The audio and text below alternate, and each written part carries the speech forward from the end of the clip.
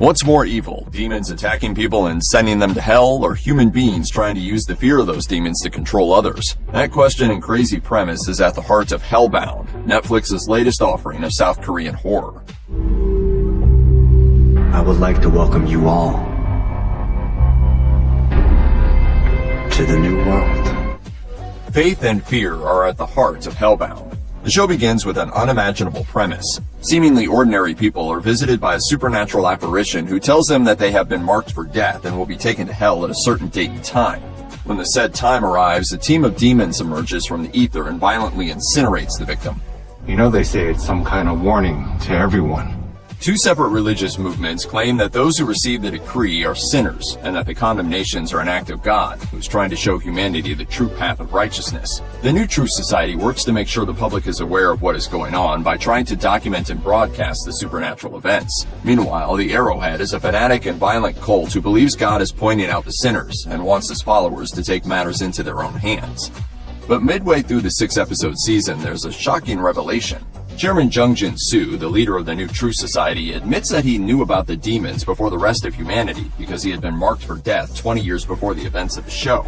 It was he who invented the notion that the decrees are handed down to sinners because he was afraid that if humanity had no reasoning for the events, it would drive them to chaos.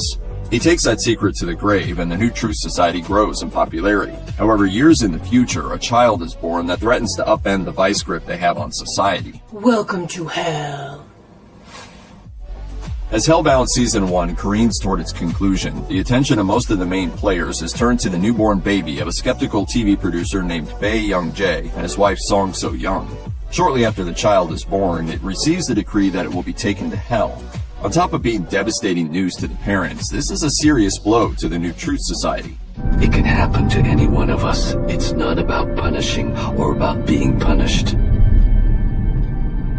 Your baby is innocent. As Min Hae-jin, an attorney who has long worked to expose the group as a fraud, notes, the New Truth Society's doctrine does not include the concept of original sin.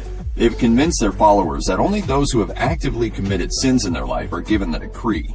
If their followers were to see a newborn taken to hell, it would prove what Chairman Jung Jin-soo tried to hide, which is that the decrees are actually being passed out seemingly at random.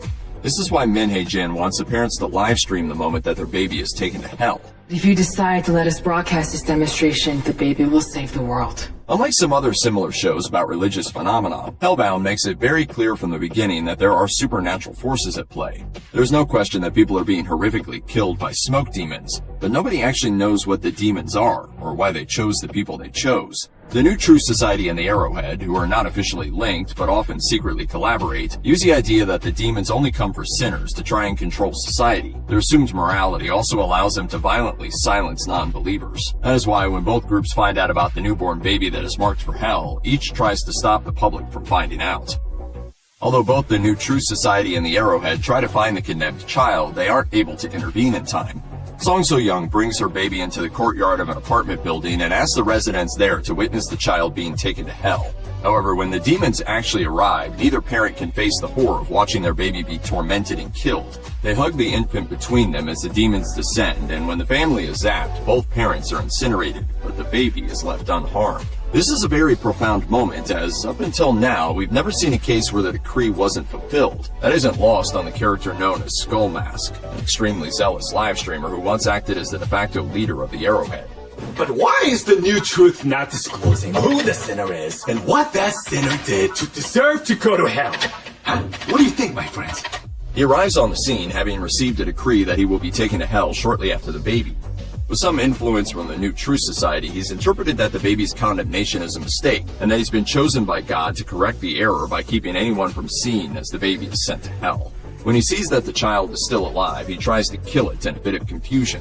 But Min Hae-jin manages to hold Skull Mask off until the demons come and take him to hell. All of this chaos has a pretty serious effect on the assembled crowd. Everything they've just seen flies in the face of what they've been told by the religious groups who claim to understand what's going on. When representatives of the New Truth Society show up and try to follow Min Hae-jin as she flees with the baby, the crowd refuses to let them through and calls the church members pathetic crooks and a bunch of liars. That's enough. You're a bunch of liars. Seeing the crowd turn on the new Truth Society is a major moment, as the church has, up until that point, wielded a huge amount of social and political power. But now that the world has seen that their doctrine is false, it appears that their power is doomed to crumble away. After escaping, Min-Hae-jin and the baby manage to hail a cab, at which point the taxi driver offers his thoughts about the crisis everyone is facing. In a refreshing contrast to the show's many false prophets, he bluntly says he doesn't know much about God, and he doesn't care either. There's one thing I do know, and that is that this world belongs to humans. We should settle our matters ourselves. Don't you agree, Miss Min? This statement is, in many ways, a perfectly succinct summarization of the main thematic threads of Hellbound. Although the demons are a terrifying, violent force, it isn't something humanity actually has any control over. This is a horrible prospect, but is one that is made significantly worse by the new Truth Society and the Arrowhead. Both groups seized on a moment when humanity was facing extreme fear and confusion and used it to gain an outsized amount of influence. The new Truth Society in particular actively worked to hide the fact that they knew their own doctrine was false. They claimed that they wanted to help society by showing everyone God's plan, but the reality is they wanted to scare people into believing they had all the answers so they could wield power over them. Think of them like a preacher who claims that a deadly hurricane is God's punishment for humanity's sins. The taxi driver's remarks get at the heart of what Hellbound is trying to say. It's not asking viewers to disbelieve in the supernatural. Rather, it's asking us to remain skeptical of those who manipulate our fears of the supernatural to try and exert power over others. The ending of Hellbound is a classic good news, bad news situation. The good news is that Min-Hae-jin has struck a major blow against the new Truth Society. The bad news is that we've gotten no closer to understanding what the demons are or how to stop them. In the episode's final moments, we also learn that there are more to the decrees than we previously knew.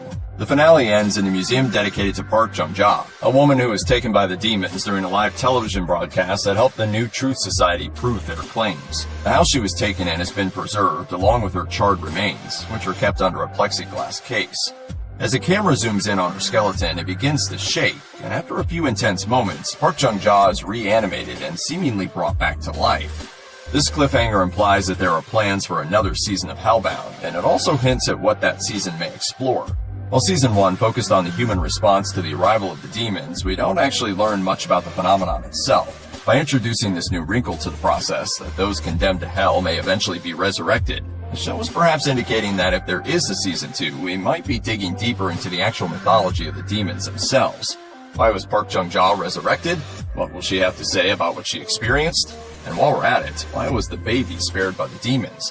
We'll just have to hope that Netflix brings back Hellbound for a second season so we can get those answers. I'm so happy I can hardly wait! Check out one of our newest videos right here.